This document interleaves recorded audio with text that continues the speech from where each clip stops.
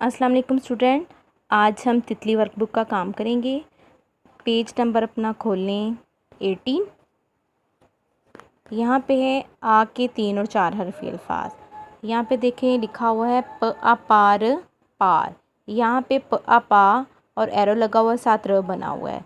इसका मतलब है इसको हम जब इसको मिला के लिखेंगे तो इसको इस फॉर्म में लिखेंगे, ठीक है।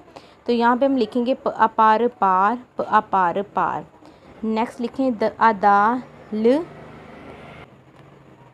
अदाल दाल, और यहाँ पे भी 2 टाइम लिखेंगे दाल दाल।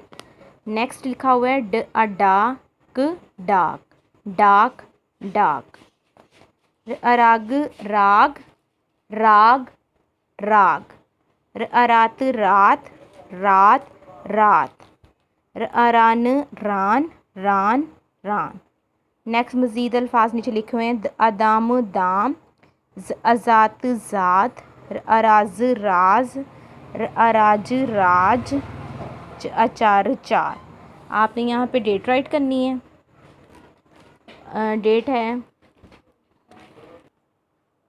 यहाँ पे आपने डेट राइट करनी है 27, और यहाँ पे होमवर्क लिखना है और काम कंप्लीट करके जी सूट पे सेंड करना है। अल्लाह हाफिज़।